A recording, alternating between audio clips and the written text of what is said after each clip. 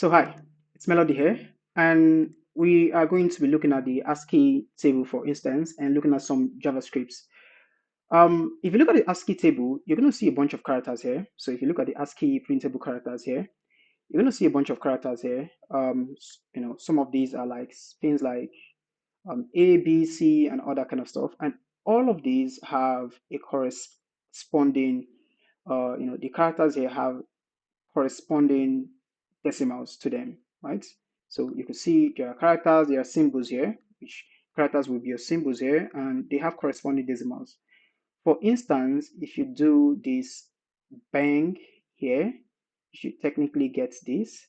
And if you do, let's say, for instance, A here, you should technically get 97. So let's try the A, for instance. So if I do A, and I try to get the character code. So in the way you could do that in JavaScript is you could say char code arts, and JavaScript could give you that character code. And you can see here it's actually 97. However, the knowledge of this is something you could actually use, or something that could actually be useful. So it could be such that if I have A, what I could do is I could, convert that to a character code, store it somewhere. And if you don't have an idea that I'm actually using character code or conversion here, I could actually use it to encrypt the value A, right?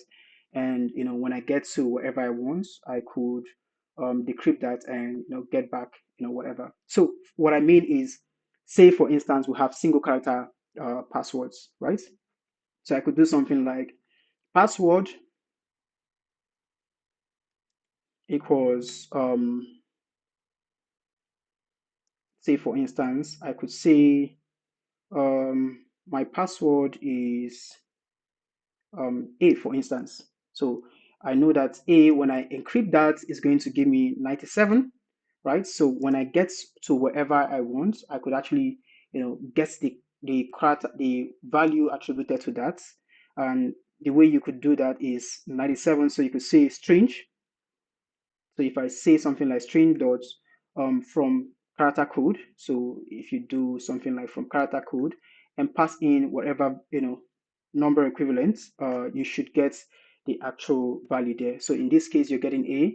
So if I have a bunch of character code, so if I have 97 and I have, say, for instance, so I could say string of this, and I could concatenate that to the next value. So if I have this, I assign this to a value, for instance, I could concatenate that to a bunch of values I have and actually make sense of that.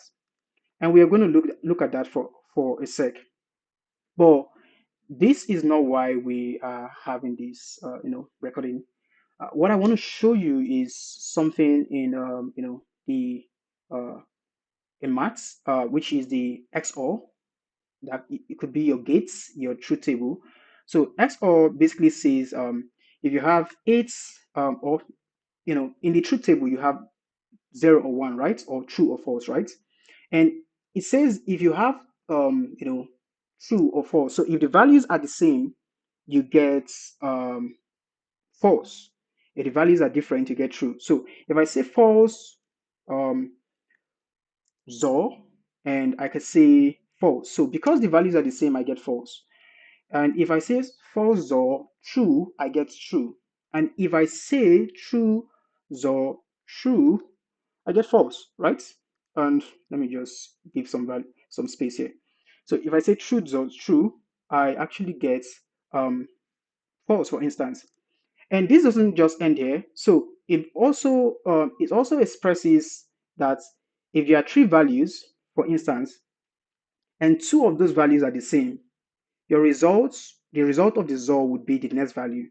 It doesn't matter what it is. So if I have something like 9, XOR 9, XOR 9, it's going to be 9 because these two 9 are the same and the result is going to be this 9.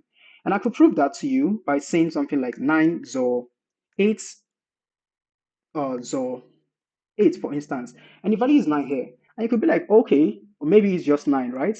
No, it's not. I could do 10 here and actually do, you know what? Let me just do this because why not?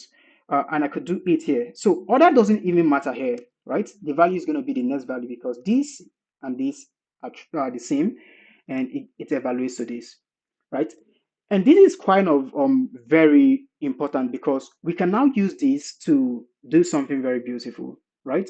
So remember when we evaluated the character code here to be 97. So it means that here, right?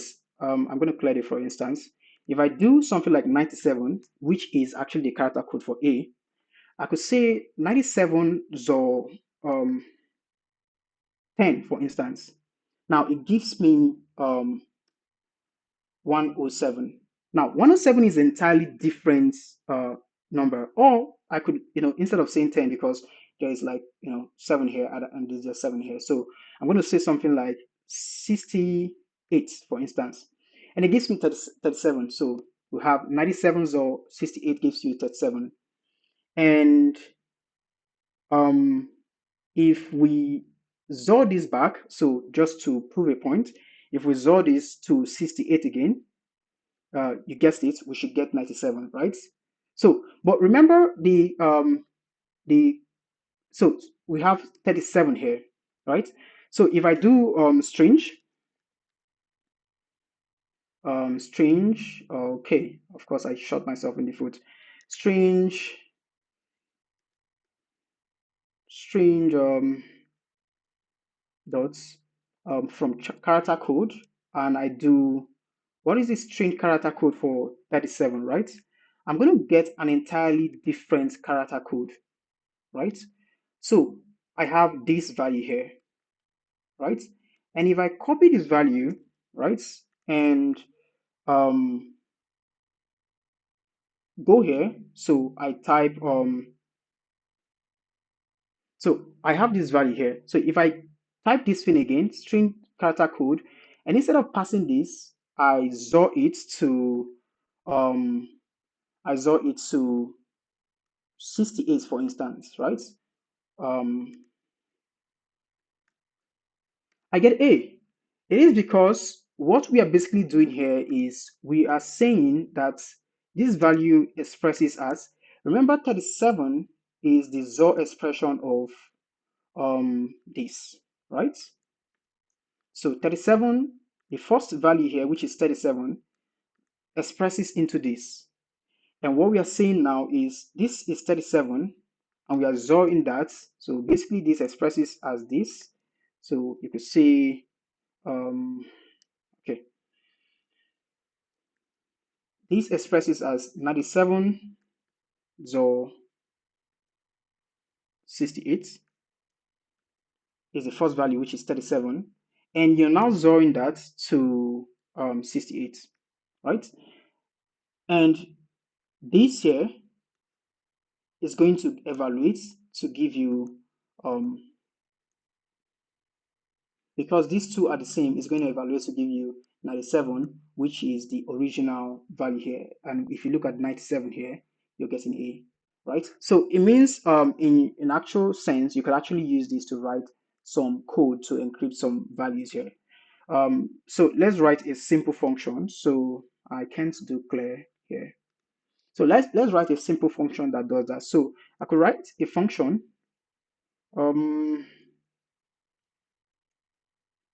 So I'm going to call this function encrypt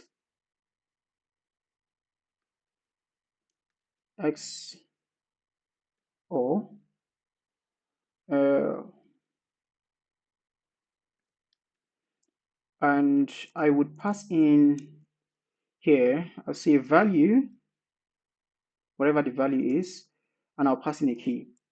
And here I could say something like let's result equals this, right? So I could now say for, value could be something like hello world or, some kind of password or something like that. So I could say for let I equals 0 because I want iterate over it, right? So I will say equals 0. If I is less than the values, so value dot length, right? and I want to keep incrementing. So I plus plus. And here I could say,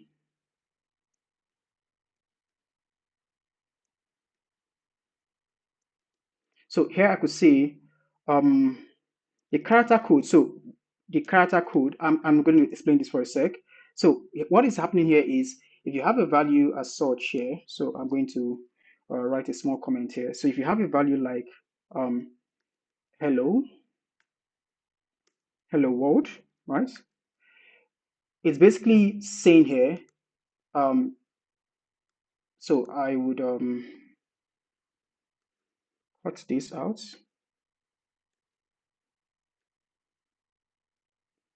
So let's see. So I have a value here called hello.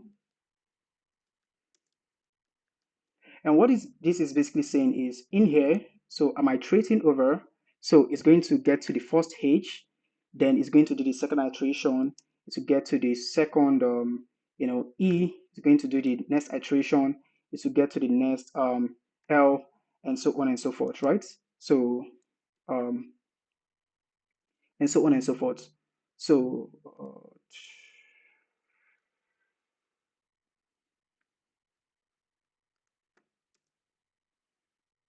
and I'm going to comment this out. So basically here, so what I'm going to do here is I'm going to assign this to a value. So in here, when we get to the first H here, what we want to do here is I want to encode that. So I'm going to say, remember the way we encoded here is we're going to say whatever the value is. So in this case, it's going to be um, the index of whatever value. So the way we encode here is, remember we say um, value. So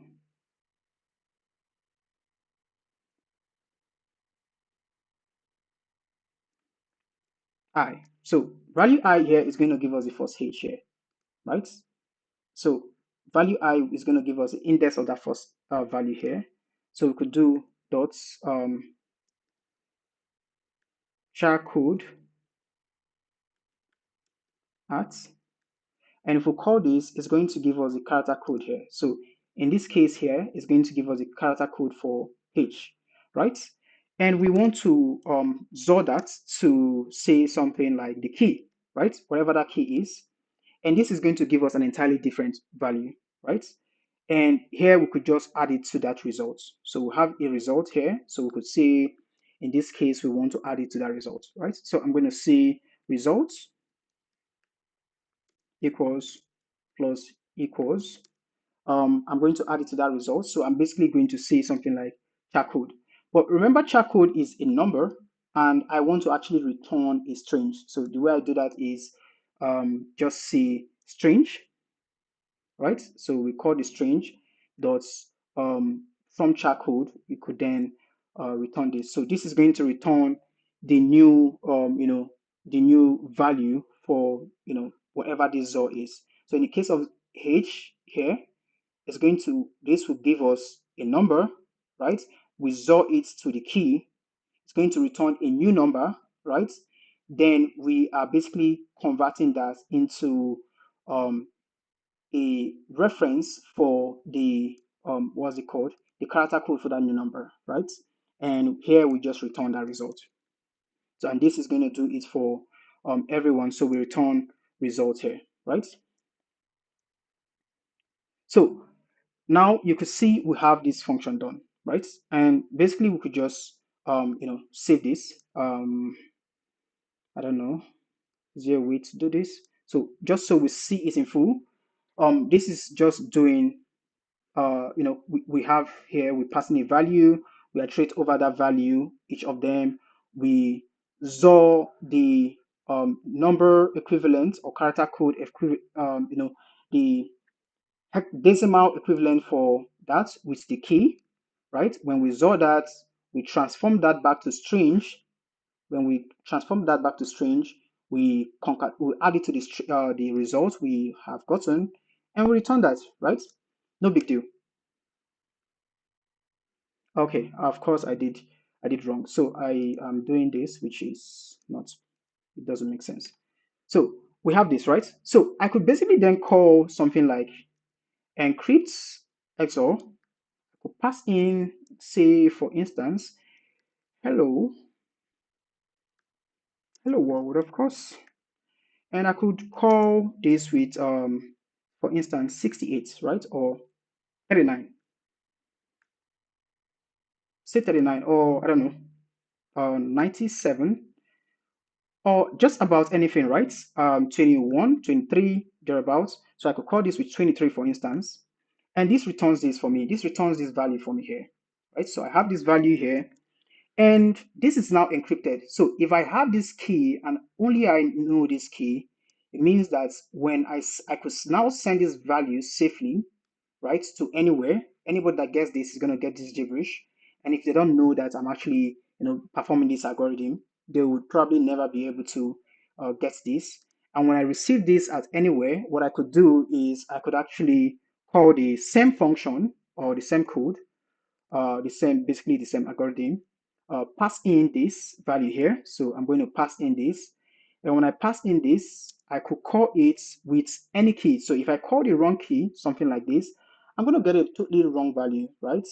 Um, if you call this with something else, you're going to get a totally wrong value. But if I call it with 23, I would get back hello world.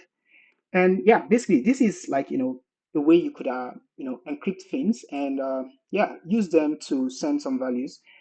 This is not very safe in production because, you could actually run, this value here is very finite and you could actually run a word list against whatever value you have here and basically gets this if basically people understand that you're using this algorithm and all that kind of stuff. But I mean, it's good to know and it's a nice to have knowledge, so yeah. I don't know, but yeah, this I just wanted to show you that. And yeah, have a nice one. Bye. Right.